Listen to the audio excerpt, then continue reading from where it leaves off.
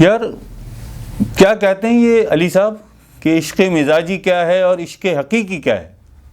جی کراچی سے ان کا یہ سوال. السلام علیکم، اعوذ باللہ من الشیطان الرجیم. ہاں یہ بتاؤ. الرحمن الرحیم. جی یہ علی بھائی ہیں شاہ صاحب، واٹس ایپ پہ میسج آیا ہے ان کا، یہ پوچھنا چاہتے ہیں کہ عشق مزاجی اور عشق حقیقی کیا ہوتا ہے. اچھا، اس پر ہماری رہنمائی فرما دیں. اچھا. اور یہ تھوڑا عقیدت مند ہے، یہ پوچھنا چاہتے ہیں کہ آپ سے اگر ملاقات کرنا چاہیں تو کیا وقت درکار ہوگا اور کیسے کر سکتے ہیں آپ سے. چلو یہ تو بعد میں بتا دینا. ابھی یہ اس کا یار بات یہ ہے کہ عشق مزاجی اور عشق حقیقی، اس کو پہلے ہم سمپلی ذرا سا اتنا سا بتا دیتے ہیں کہ عشق حقیقی تک پہنچنے کے لیے پہلے جو ذریعہ ہے وہ عشق مزاجی ہے. وہ عشق مزاجی ہے. عشق مزاجی کے مزاج کو، عشق مزاجی کے مزاج کو سمجھ کر ہی تو عشق حقیقی تک پہنچ سکتا ہے. کیونکہ کوئی بہت بڑے ایک بزرگ تھے ہندوستان میں، کوئی اللہ کا چاہنے والا ان کے پاس آیا اور آ کے کہتا ہے کہ حضرت مجھے یہ فرمائیے کہ اگر میں اللہ کا عاشق بننا چاہوں تو مجھے کس طرز عمل سے گزرنا ہوگا، مجھے کیا کرنا ہوگا، آپ مجھے اس کے بارے میں کچھ فرمائیے، کچھ بتائیے. بزرگ نے ویری سمپل 2 لفظوں میں ایک بات اسے بتائی کہ اگر عشق حقیقی کو سمجھنا چاہتے ہو، اللہ کے عشق تک پہنچنا چاہتے ہو تو جاؤ پہلے کسی لڑکی سے عشق کرو. بزرگ فرماتے ہیں کہ اللہ کے عشق کو سمجھنا چاہتے ہو، عشق حقیقی تک پہنچنا چاہتے ہو تو عشق حقیقی تک پہنچنے کے لیے عشق مزاجی کو ذریعہ بناؤ. اور یہ صحیح ہے کہ عشق مزاجی کی کیفیتوں سے گزر کر ہی تجھے عشق حقیقی کا اندازہ ہو سکتا ہے کہ جب عشق مزاجی میں یہ حال ہے تو عشق حقیقی کا کیا حال ہوگا. کیا بات، سبحان اللہ، سبحان اللہ. ٹھیک ہے جی. بزرگ نے 2 لفظوں میں اسے بتایا کہ اگر اللہ کا عاشق بننا چاہتا ہے، اگر اللہ سے عشق کرنا چاہتا ہے، اگر عشق حقیقی تک پہنچنا چاہتا ہے تو جا پہلے کسی لڑکی سے عشق کر، لگ پتہ جائے تجھے عشق ہوتا کیا ہے. ہم اسے اس طرح سے لے لیتے ہیں کہ بابا فرید مسعود گنج شکر علیہ رحمہ پاک پتن، تو بابا فرید کیا فرماتے ہیں عشق مزاجی کے بارے میں اور عشق حقیقی کے بارے میں.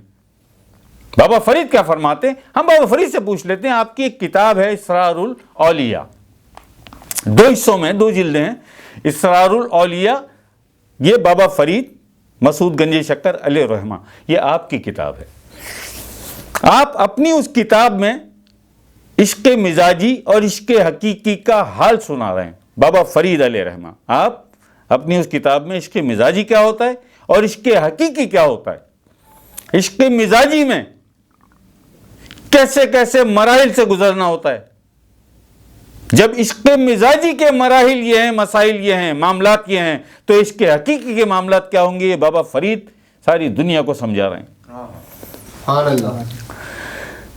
آپ اپنی اس کتاب میں ایک جگہ فرماتے ہیں لیلا اور مجنو کے عشق کا حال. اپنی اس کتاب میں آپ فرما رہے ہیں لیلا اور مجنو کے عشق کا حال کہ جب لیلا کی برادری والے لیلا کو لے کر کہیں دور کسی علاقے میں چلے گئے تو یہاں مجنو لیلا کو یاد کر کر کے روتا، لیلا کو یاد کر کر کے روتا، اور ایسا روتا اسے یاد کر کر کے، ایسا روتا اسے یاد کر کر کے کہ اس پہ غشی کے دورے پڑتے، اس پر غشی کے دورے پڑتے، اپنے حال سے، اپنے حلیے سے، اپنے کھانے پینے سے، اپنے سونے جاگنے سے، ہر چیز سے بالکل ماورا، بالکل غافل، بے خبر تھا وہ. لیلا کے عشق میں، اس عشق کے مزاجی میں اس کا حال یہ تھا. بابا فرید علیہ رحمہ اپنی کتاب اسرار الاولیاء میں فرما رہے ہیں کہ جب لے کے چلے گئے کہیں دور لیلا کی برادری والے لیلا کو، تو لیلا کو یاد کر کر کے مجنو روتا، اور ایسا روتا کہ روتے روتے اس پر غشی کا دورہ پڑتا اور گرتا، بے ہوش ہو جاتا. یہ حال تھا عشق مزاجی میں مجنو کا. جب یہ حال دیکھا لیلا کے برادری والے دور چلے گئے لیلا کو لے کے، اور مجنو کا یہ حال ہے، تو مجنو کے جو قبیلے کے بڑے تھے، جو قبیلے کے لوگ تھے، انہوں نے جب لیلا کی یاد میں مجنو کا یہ حال دیکھا تو ان میں سے کچھ لوگ لیلا کی برادری والوں تک پہنچے ڈھونڈتے ہوئے انہیں، وہاں پہنچ کے ان لوگوں سے استدعا کی، انہوں نے التجا کی کہ لیلا کو یاد کر کر کے مجنوں کا حال یہ ہے، ہم آپ سے بنتی کرنے آئے ہیں کہ اسے اگر ایک نظر آپ اس کی لیلا دکھا دیں تو ممکن ہے اس کی طبیعت میں، اس کے حال میں کچھ افاقہ ہو جائے۔ بالکل۔ مجنوں کے قبیلے والے یہ درخواست لے کے گئے لیلا کی برادری والوں کے پاس کہ آپ اسے اس کی لیلا ایک نظر دکھا دیں، اس کے حال میں کچھ فرق پڑ جائے، کچھ افاقہ ہو جائے۔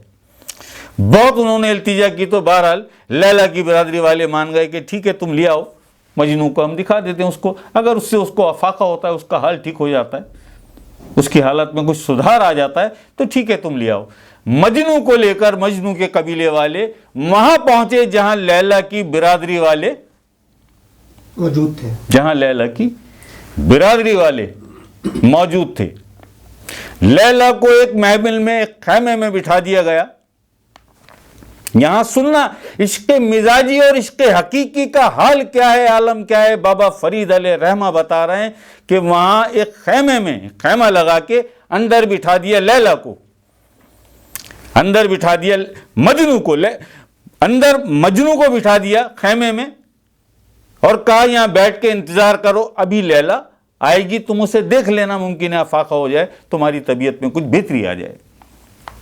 اب مجنوں خیمے میں بیٹھا لیلا کا منتظر ہے کہ لیلا آئے گی۔ جب لیلا کے آنے کی جو پیروں میں اس کے پازیب تھی، جب اس کی آواز مجنوں کے کانوں تک پہنچی، اس کی آواز جب مجنوں کے کانوں تک پہنچی تو مجنوں کی نظر ایک دم اٹھی دروازے کی طرف کہ اس دروازے سے ابھی لیلا اندر آئے گی، اندر داخل ہوگی تو میں لیلا کو دیکھوں گا۔ لیلا جیسے جیسے خیمے کے دروازے کے قریب آ رہی ہے تو لیلا کا جو سایہ زمین پر پڑ رہا ہے وہ بھی لیلا کے ساتھ ساتھ دروازے کے قریب آ رہا ہے۔ ابھی لیلا دروازے تک نہیں پہنچی ہے، جیسے ہی لیلا کے 2 قدم پیچھے، لیلا 2 قدم پیچھے 2 قدم پہلے خیمے کے دروازے پر لیلا کا سایہ پڑا، اور جیسے ہی اس سائے پر مجنوں کی نظر پڑی، مجنوں کی نظر پڑی لیلا کے سائے پر، جیسے ہی سائے پر نظر پڑی مجنوں کے حلق سے ایک چیخ نکلی اور گر کر بے ہوش ہو گیا۔ لیلا کے، ابھی لیلا کو نہیں دیکھا، ابھی لیلا کے سائے پہ نظر پڑی ہے کہ یہ لیلا کا سایہ۔ اسی وقت مجنوں کے حلق سے ایک چیخ نکلی اور مجنوں گرا، گر کر بے ہوش ہو گیا۔ اور جیسے ہی یہ واقعہ سنایا بابا فرید نے، یہاں تک پہنچے، اسی لمحے بابا فرید کے حلق سے بھی ایک چیخ نکلی اور بابا فرید بھی گرے اور گر کر بے ہوش ہو گئے۔ بابا فرید بھی گرے اور گر کر آپ بے ہوش ہو گئے۔ بعد میں جب کچھ دیر کے بعد جب بابا فرید اپنے حال میں واپس آئے، اپنی کیفیت میں واپس آئے، تو لوگوں نے پوچھا، بابا فرید کے چاہنے والوں نے بابا فرید سے پوچھا کہ بابا آپ مجنوں کا حال سناتے سناتے جیسے ہی یہاں تک پہنچے کہ لیلا کے سائے پر جیسے ہی مجنوں کی نظر پڑی، اس کے حلق سے ایک چیخ نکلی اور گر کر وہ بے ہوش ہو گیا، تو اسی لمحے آپ کے حلق سے بھی ایک چیخ نکلی اور آپ بھی گر کر بے ہوش ہو گئے۔ سرکار کیا معاملہ، کچھ بتائیے۔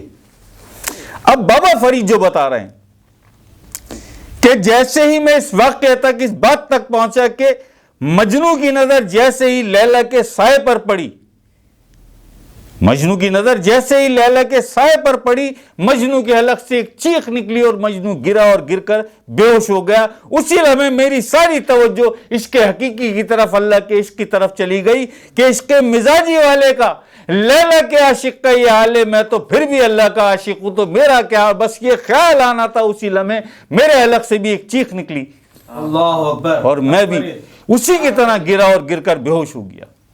میں بھی اس کی طرح گرا اور گر کر بے ہوش ہو گیا کہ وہ عشق مزاجی والا، عشق مزاجی میں اس کا حال یہ ہے، تو میں تو عشق حقیقی والا ہوں۔ وہ لیلا کا عاشق ہے، میں اللہ کا عاشق ہوں۔ جب لیلا کے عاشق کا عشق مزاجی میں یہ حال ہے تو میں اللہ کا عاشق ہوں، عشق حقیقی میں میرا کیا حال ہونا چاہیے۔ اسی لمحے میرے حلق سے بھی چیخ نکلی اور میں بھی گر کر بے ہوش ہو گیا۔ صرف اس توجہ پہ، یہ ذرا سا میرے ذہن میں یہ خیال آیا، میرے دل میں، کہ میں تو اللہ کا عاشق ہوں، उसी लम्हे मेरे हलक से भी चीख निकली और मैं भी गिरकर बेहोश हो गया, क्या बात है, मैं भी सुभान गिरकर अल्लाह। बेहोश हो गया। तो भाई ये हाल है इसके मिजाजी और इसके हकीकी का, ये हाल है इसके मिजाजी और इसके हकीकी का। वो जो बुजुर्ग थे हिंदुस्तान में, उन्होंने बिल्कुल सही कहा था कि अल्लाह के आशिक बनने आयो, इसके हकीकी पूछने आयो हमसे कि अल्लाह के आशिक बनना चाहते हो, जाओ पहले किसी लड़की से इश्क करो ताकि लग पता जाए तुम्हें। इसके मिजाजी में इस हाल से गुजरना पड़ता है, इस आलम से गुजरना पड़ता है। जब इसके मिजाजी में इस हाल से गुजरना पड़ता है, इसके मिजाजी में इस आलम से गुजरना पड़ता है, तो इसके हकीकी में किस आलम से और किस हाल से गुजरना होता होगा। बेशक इसके हकीकी में अल्लाह के इश्क में किस हाल से और किस आलम से गुजरना होता होगा। ये बाबा फरीद फरमा रहे हैं अपनी किताब इसरारुल औलिया में, इसरारुल औलिया। ठीक है जी, इनका ये जवाब आ गया। जी शाह साहब। ये दूसरा देख लो कोई। अल्लाह अकबर, अल्लाह अकबर, अल्लाह।